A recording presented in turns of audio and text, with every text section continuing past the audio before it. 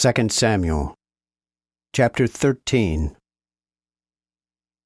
Now after this, so it was, that Absalom, the son of David, having a fair sister, whose name was Tamar, Amnon, the son of David, loved her.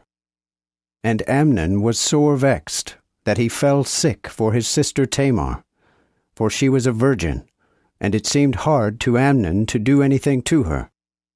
But Amnon had a friend called Jonadab, the son of Shimeah, David's brother. And Jonadab was a very subtle man, who said unto him, Why art thou, the king's son, so lean from day to day? Wilt thou not tell me? Then Amnon answered him, I love Tamar, my brother Absalom's sister. And Jonadab said unto him, Lie down on thy bed, and make thyself sick.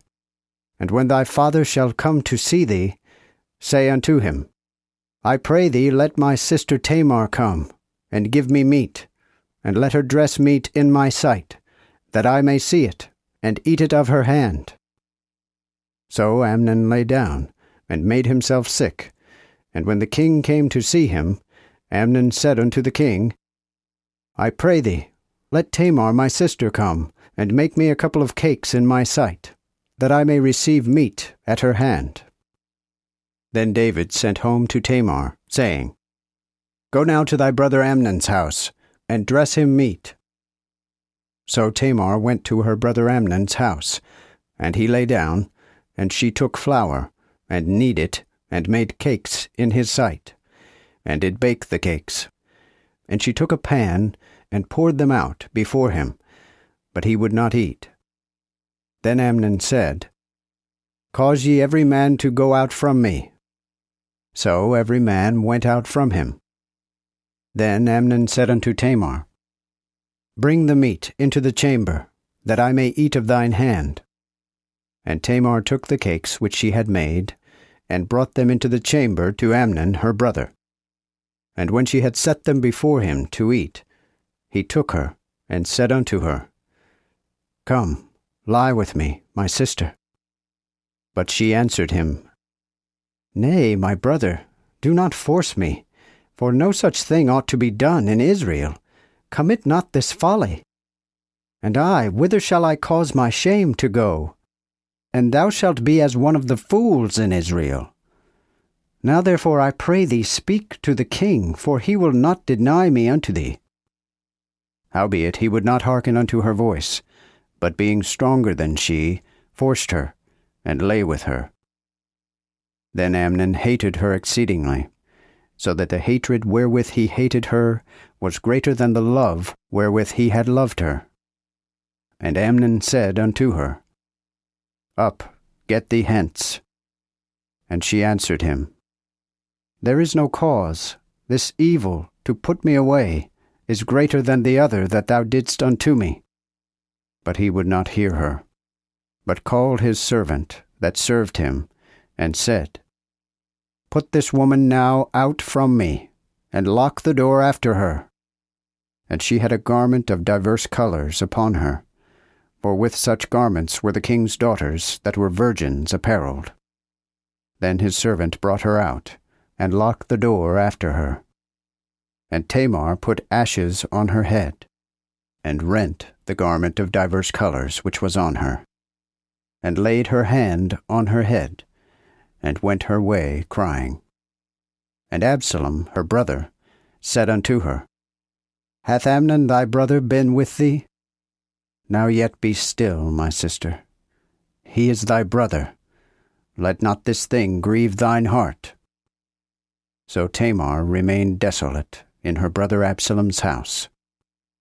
But when King David heard all these things, he was very wroth. And Absalom said unto his brother Amnon, neither good nor bad.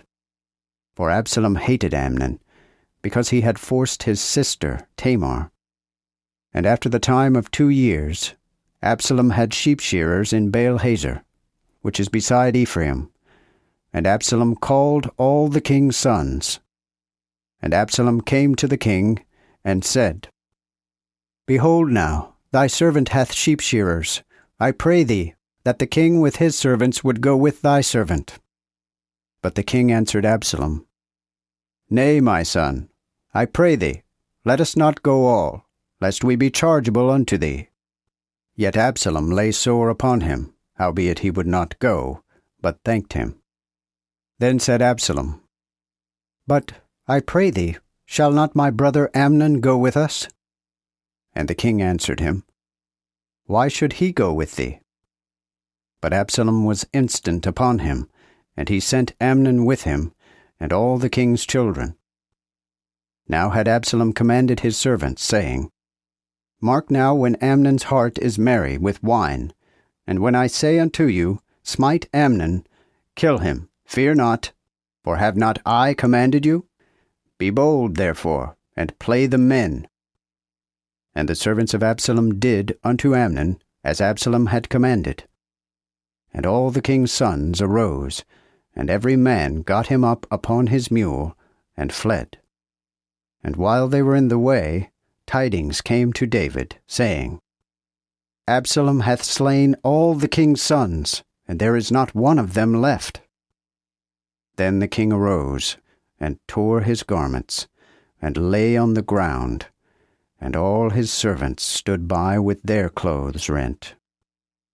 And Jonadab, the son of Shimeah, David's brother, answered, and said, Let not my lord suppose that they have slain all the young men, the king's sons, for Amnon only is dead.